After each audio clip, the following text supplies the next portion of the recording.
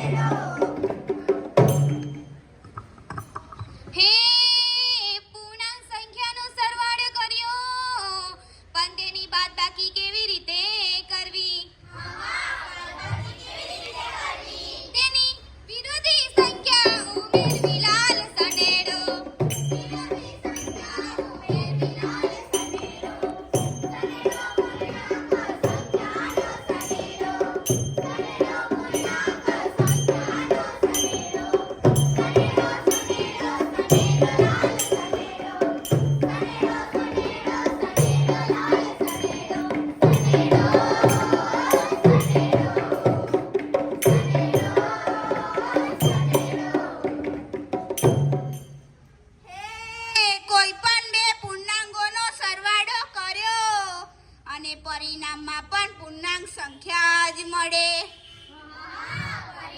પૂર્ણાંક સંખ્યા જ મળે. જેમ કે 3 અને 5 નો સરવાળો 8 જ થાય અને પરિણામમાં પણ પૂર્ણાંક સંખ્યા જ મળે. એને